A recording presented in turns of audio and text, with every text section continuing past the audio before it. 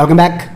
बादशाह फिल्म का ये डायलॉग याद कीजिए। सवेरे साला मेरे को फोन करके बोलता है, रिक्वेस्ट करता है, डॉक्टर साहब माँ के ऑपरेशन का पैसा मैं थोड़ा थोड़ा करके देगा। ठीक इसी तरह की डिमांड के साथ भारत की टेलीकॉम कंपनियां सुप्रीम कोर्ट के पास गई कि हम एजीआर को थोड़ा थोड़ा करके देंगे, 10 साल में देंगे। सुप्रीम कोर्ट ने उस डिमांड को एक्सेप्ट कर लिया। उसके बाद भी भारत की टेलीकॉम कंपनियों की स्थिति खराब है, इतनी खराब है कि वोडाफोन आइडिया को ये कहना पड़ गया है कि आप हमारा राष्ट्रीयकरण कर दो। राष्ट्रीयकरण का मतलब हमें बीएसएनएल बना दो। एक ऐसा देश जो पिछले कुछ समय से हर संभव प्रयास कर रहा है कि बीएसएनएल बंद हो जाए। 2014 से पहले आप देखिए बीएसएनएल के अंदर कितनी जूनियर टेलीकॉम ऑफिसर्स की भर्ती आई, सेक्शन इंजीनियर्स की भर्ती आई, सीनियर इंजीनियर्स का रिक्रूटमेंट हुआ, जूनियर ट्रेनीज़ का रिक्रूटमेंट हुआ। वो सब बंद करके बीएसएनएल को ऐसी स्थिति में ला दिया कि एक एक टेलीकॉम के ऑफिस में ना एक एक बंदा पूरे पूरे एरिया को संभाल रहा है लैंडलाइंस के लिए। अब बीएसएनएल को बंद होने से कोई रोक सकता नहीं है, वैसे आप मैं हम डिस्कशंस कर लें, लेकिन करीब करीब बीएसएनएल को मार दिया गया है। ठीक यही चीज़ वोडाफोन आइडिया के साथ हो रही है। पिछले कुछ दिनों में आप लोगों ने लगातार सुना होगा कि जॉब क्रिएटर्स हैं, वेल्थ क्रिएटर्स हैं, देश के लिए अच्छा काम करेंगे, एफिशिएंट काम करेंगे। लेकिन ये एफिशिएंसी तब कहाँ जाती है जब एक कंपनी को अनड्यू एडवांटेज देने के तौर में दूसरी कंपनियों की बलि लगानी पड़ती है। जियो 43 crore customers, Airtel 34 crore customers, Vodafone 28 crore customers और बीएसएनएल के कितने 12 करोड़ कस्टमर्स। क्यों? क्योंकि आज तक बीएसएनएल के पास 4G नहीं है। अगर प्राइवेट टेलीकॉम कंपनीज़ के एवरेज रेवेन्यू पर यूज़र की बात करूं, मेरे सामने ये डेटा, एयरटेल का ARPU 144 रुपया पर यूज़र से कितना रेवेन्यू मिलता है कंपनी को। रिलायंस जियो का 139 रुपया, Vodafone idea 121, industry average 129। BSNL का ARPU एवरेज रेवेन्यू पर यूज़र 57 रुपये। इस स्थिति में लाने के बाद बीएसएनएल से अगर आप उम्मीद करते हैं रिवाइवल की, आप वोडाफोन को बीएसएनएल भले बना सकते हैं, लेकिन बीएसएनएल को वोडाफोन नहीं बना पाएंगे। क्योंकि इस देश में कहीं ना कहीं किसी ना किसी जगह पर इस चीज़ को आपको फॉलो करना पड़ेगा कि सब कुछ रैकलेसली प्राइवेटाइजेशन से देश नहीं चलेगा। अगर कोई प्राइवेट कंपनी सुविधा दे रही है तो वो सुविधा एक कॉस्ट के ऊपर आता है।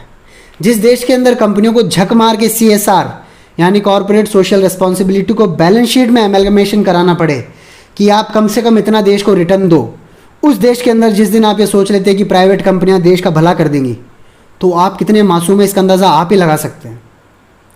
कितना कर्जा है वोडाफोन के ऊपर? $30 बिलियन की तो देनदारी है सीधी सीधी। उसके बाद 1,80,00,000 रुपए की जो एक तरह से मतलब देनदारी है ना वोडाफोन की। अगर वो नहीं दे पाया तो ना तो AGR आना है, ना आप जो बैंकों से पैसा लेके लोन लेके इंफ्रास्ट्रक्चर खड़ा किया है ना वो आना है। ये जो कॉरपोरेट मुख्यालय बनाए होते हैं ना इन्होंने, वो भी बिक जाएंगे और एंड में सर्वाइव करेगा, सफ़र करेगा आम आदमी जिसके टैक्स से पैसे से बैंकों ने लोन दिए थे। अच्छा, सरकारी बैंक तो गलत लोन दे देते हैं, लेकिन वोडाफोन आइडिया को बैंक को कौन से बैंक ने लोन दे रखा है? IDFC ने दे रखा है, यस बैंक ने दे रखा है, इंडसइंड ने दे रखा है। अब क्या होगा इनका? इनका कुछ नहीं होगा। आपको इंटरनेट पर एक तर्क दिया जाता है कि पेट्रोल महंगाई का रोना रो रहे हो, दाल महंगाई का रोना रो रहे हो, डीजल महंगाई का रोना रो रहे हो, लेकिन इंटरनेट 8 रुपये पर GB मिल रहा है। उसका क्या? उसका ही ये नतीजा है कि नौकरियां जा रही है। नहीं तो बनी ही नहीं, जो पुरानी है वो और ख़त्म कर दिया आपने। ठीक है, वोडाफोन आइडिया में वोडाफोन यूनाइटेड किंगडम की हिस्सेदारी 44% है। कुमार मंगलम बिरला की हिस्सेदारी 27% है। उन्होंने साफ कह दिया कि अगर 27% हिस्सा सरकार लेना चाहे ले लो, बदले में कुछ पैसा दो कंपनी को चालू रखने के लिए। ऐसा नहीं होगा कि 30 करोड़ सब्सक्राइबर्स को रातों रात मरने के लिए छोड़ देगा।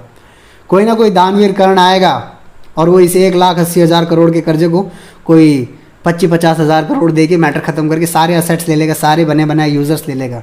और मैं शायद नाम भी जानता हूँ उनमें से कौन खरीदेगा, कौन बेल आउट करेगा। लेकिन इस तरह देश चलने वाला है नहीं।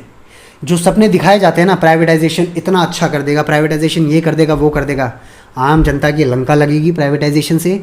नई जॉब्स तो क्रिएट आप कर ही नहीं पाए। आप सोच के देखो बीएसएनएल कितने जूनियर टेलीकॉम ऑफिसर्स रिक्रूट करता था गेट एग्जाम के स्कोर कार्ड से, कितने इंजीनियर्स रिक्रूट बीएसएनएल करता था। एक भी रिक्रूटमेंट बीएसएनएल नहीं कर रहा है। क्यों? क्योंकि फ्यूचर के प्रोस्पेक्ट पे क्या आप लोगों ने सोच रखा है? भाई दुनिया का सबसे चीप डेटा हम देके हमारी जनता को कहेंगे कि हाँ we are proceeding on the correct path. No you are not. आप केयर एनर्जी के केस में, रेट्रोस्पेक्टिव टैक्स केस में मुँह की खा के बैठे हो। ठीक है, इंटरनेशनल कोर्ट ऑफ जस्टिस ने आपको कह दिया है कि आपको $1.2 बिलियन देना है केयर एनर्जी को। सिमिलरली वो भी यूके की कंपनी है, ये भी यूके की कंपनी है वोडाफोन। आप इन्वेस्टमेंट का रोना रोते हो। दुनिया के कितने देशों में वोडाफोन आपको अंदाज़ा है? इनफैक्ट कुछ देशों में तो वोडाफोन आइडिया, वोडाफोन एयरटेल मिलके भी कंपनी चला रहे हैं इंडिया के बाहर। वोडाफोन जैसी कंपनियां अगर बर्बाद होकर भारत से बाहर जाएंगी, एक किसी पर्टिकुलर कंपनी को अनड्यू एडवांटेज देने का ट्राई करके आप ये कहोगे कि हमने गरीबी का एहसास नहीं होने दिया, बेरोजगारी का एहसास नहीं होने दिया, तो वो बैकफायर आपको भी करेगा। ठीक है, भूलना मत, ये वही देश है जो जमींदारों और जो सूदखोर हैं उनसे चंगुल से बचाकर गरीबों को बाहर निकालने का ट्राई किया था। इकोनॉमी में कॉर्पोरेट टैक्स 35% से 22% पर लाकर अगर आप सोचे ट्रिकल डाउन इफेक्ट से सारी जॉब्स क्रिएट हो जाएंगी, तो आपकी इकोनॉमी की समझ तो होगी, लेकिन आपकी सोशियो इकोनॉमिक समझ बहुत छोटी है। ज़रा इस पर वापस दिमाग लगाइए और देश को जो रेकलेस इकोनॉमिक ब्लंडर्स की तरफ हम लेके जा रहे हैं ना, एक बार रीथिंक कीजिए। जय हिंद।